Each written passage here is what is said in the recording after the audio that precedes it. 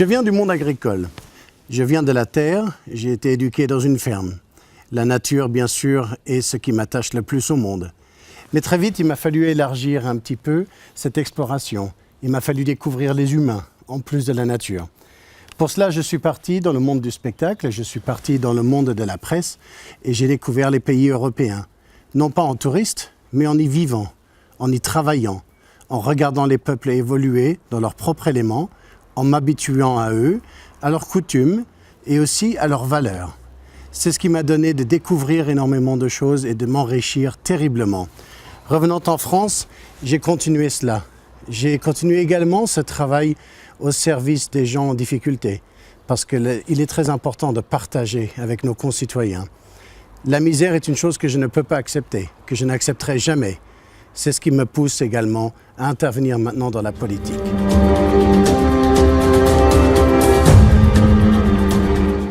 On ne peut pas dire que je me sois réellement investi dans la politique.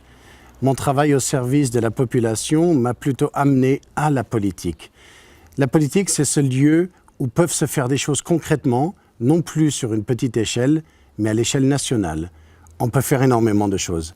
Pour cette raison, je ne peux vraiment pas penser que je suis entré en politique, mais plutôt que la politique maintenant va être le véhicule qui me permet de continuer à explorer et à aider les concitoyens.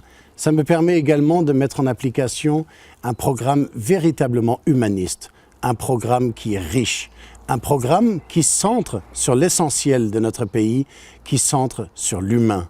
Et c'est cela qui va me pousser tout au long de ces années à œuvrer pour les Français, que ce soit au sein de la France insoumise si je ne suis pas élu, ou alors à l'Assemblée nationale si les concitoyens me font confiance et me permettent d'aller en leur nom exercer le pouvoir.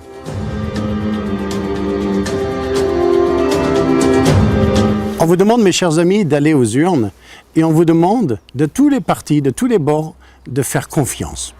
Et cela, vous ne voulez plus le faire, ça se comprend. Le taux important d'abstention le montre, il y en a marre. Il y en a marre de la politique.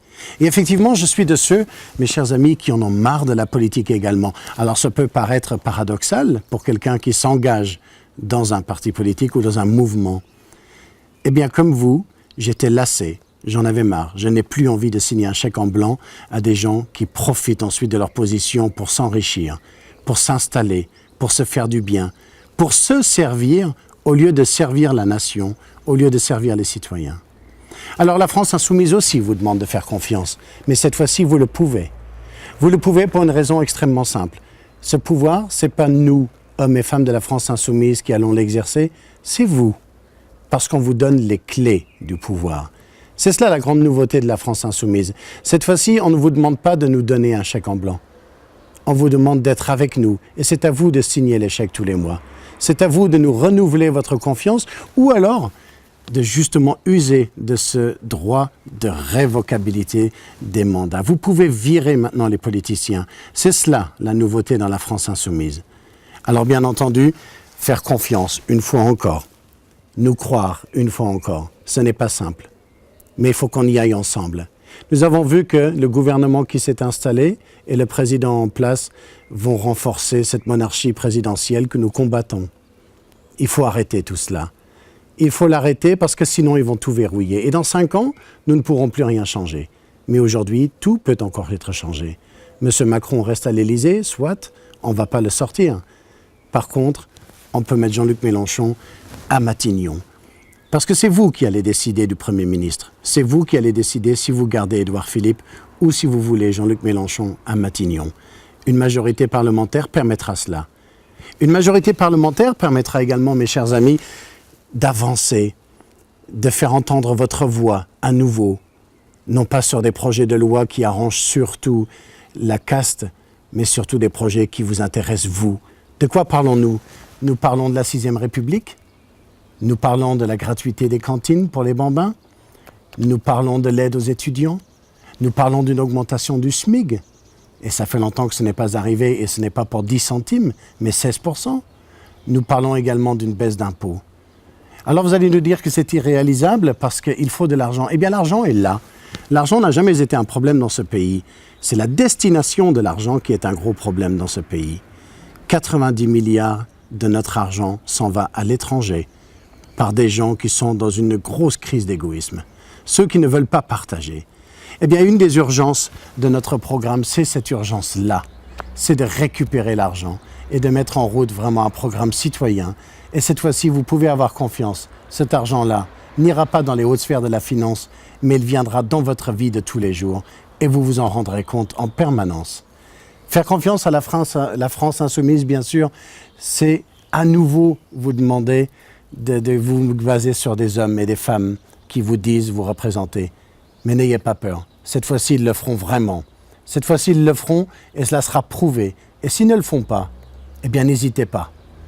Vous les révoquez, vous les virez, parce que c'est cela, la nouveauté de la France insoumise. Faire confiance, oui, mais cette fois-ci, vous avez déjà dans vos mains nos lettres de licenciement. Alors profitez-en, et cette fois-ci, au moins, vous aurez le pouvoir.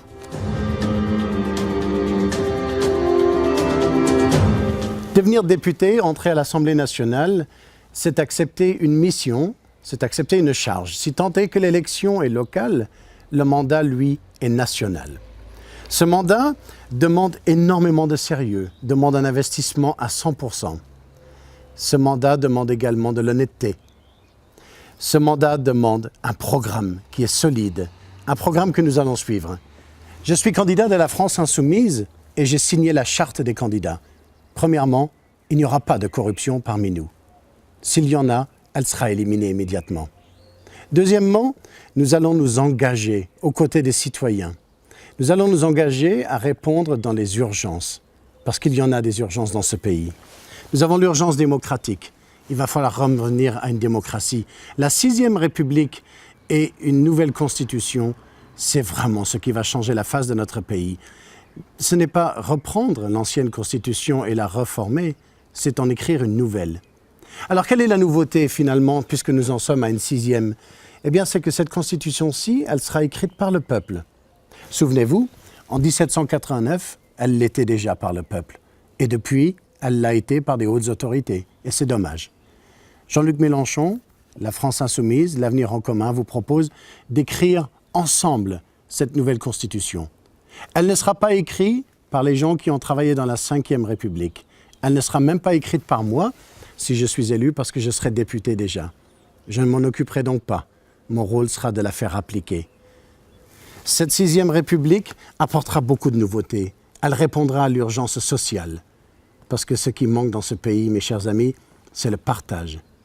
Il faut absolument revenir à ce partage, à vraiment ces valeurs françaises que nous défendons tant. Nous entendons tous les partis qui gonflent le cœur avec le mot de républicain, républicain, la République. C'est très bien tout cela. Bien sûr que je suis heureux quand j'entends ces mots-là. Mais qu'est-ce qu'il y a en face? Eh bien, en face, il faut revenir aux 3 valeurs françaises. La liberté d'abord. Liberté de presse, liberté d'agir, liberté d'entreprendre, liberté de grandir, l'égalité, l'égalité des droits, l'égalité des chances. Tout le monde doit pouvoir étudier, tout le monde doit pouvoir vivre son mariage et sa famille. Tout cela ne sont pas des grands privilèges, ce sont simplement des chances à l'égalité. Il faut aussi ne pas oublier cette dernière valeur française qui est la fraternité. Nous sommes liés intrinsèquement les uns aux autres. Nous avons besoin les uns des autres. Ah, bien sûr, les gens de la finance n'ont pas besoin de nous. Nous ne sommes que ceux qu'ils peuvent exploiter. Nous sommes ceux qui rapportent cet argent. L'argent disparaît dans un cloud financier. Nous ne le reverrons plus jamais. C'est entendu. Mais cela aussi, nous pouvons y mettre fin parce que c'est aussi une urgence. Il faut faire cesser cela.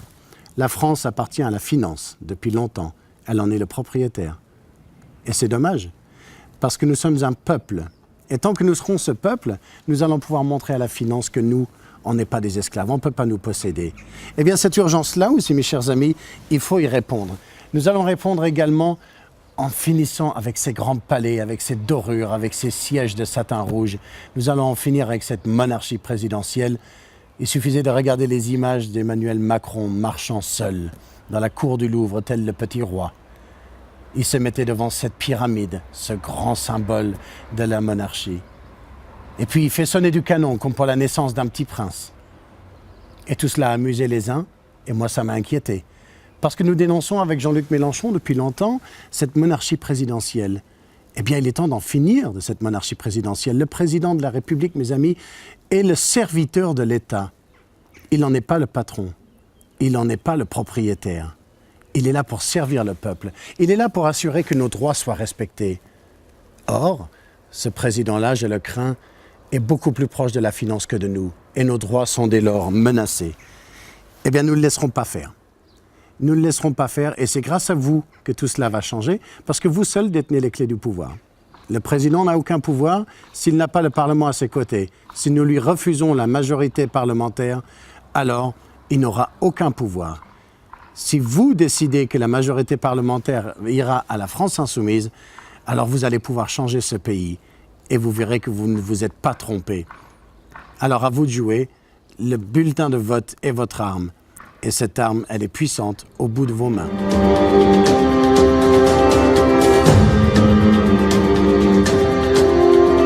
La troisième circonscription de la Marne, c'est la mienne. C'est là où j'habite. C'est là aussi que je me propose comme candidat pour la France insoumise. C'est là où je me propose d'intervenir. Il est bien entendu que les élections législatives, même si elles sont vécues localement, si la campagne se fait localement, donne un mandat national à celui qui va partir au Palais Bourbon. Mais je partirai à Paris, en cette Assemblée nationale, en portant en mon cœur ce côté champenois qui ne partira jamais de moi, de ma circonscription. Je suis attaché à cette terre, vous le savez, je suis fils d'agriculteur, je connais bien cette terre. Je suis attaché au travail des éleveurs et des producteurs laitiers. Je suis attaché à ces vignerons qui produisent ce vin joyeux que le monde entier nous envie. La Marne, je la porterai dans mon cœur. Je l'emmènerai avec moi. Choisir la troisième circonscription, c'est également emmener avec moi un héritage culturel, gastronomique. Et ce n'est pas rien, parce que ce département est connu dans le monde entier. Nous avons connu des époques très glorieuses. Nous avons connu également les périodes douloureuses, les batailles de la Marne.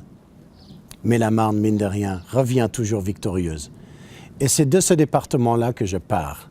Je partirai à l'Assemblée nationale pour vous, si vous le décidez. Et ensemble, avec cet esprit marnais qui nous est cher, nous allons pouvoir changer la France.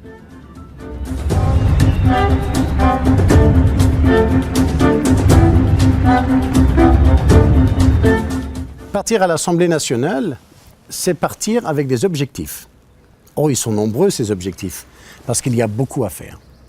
Quels sont les objectifs déjà pour la campagne ? D'abord, mes chers amis, nous devons nous rassembler à nouveau. Nous devons réussir à créer une force d'opposition, non pas forcément aux autres, mais à ceux qui veulent nous dénier notre démocratie, ceux qui veulent nous enlever des droits. Eh bien, ces gens-là, il faudra les opposer. L'objectif va être d'être groupés autour d'un projet d'avenir, un projet qui nous concerne tous. Mon objectif est également de vous montrer que la France insoumise porte un programme qui a une vue sur le futur, une vue qui va au loin, non pas seulement pour les 5 années à venir, non pas seulement pour quelques temps, ni même pour 20 ans. Il s'agit de travailler pour l'avenir, il s'agit de travailler pour une agriculture bio, il s'agit de travailler pour l'avenir de nos enfants. Nous devons sortir du nucléaire. Voilà mon objectif, c'est de vous montrer à quel point nous devons sortir du nucléaire parce que tant est à faire. Alors sortir du nucléaire, bien entendu, coûte de l'argent, mais ça va en rapporter énormément également parce que ça va rapporter du travail. Nous allons entrer dans un temps de plein emploi, ce qui n'a pas été le cas depuis très longtemps dans notre pays. Ces renouvellements, tous ces nouveaux objectifs, eh bien nous allons les réaliser ensemble. Parce que seul, je ne pourrai rien faire. Seul, Jean-Luc Mélenchon ne peut rien faire.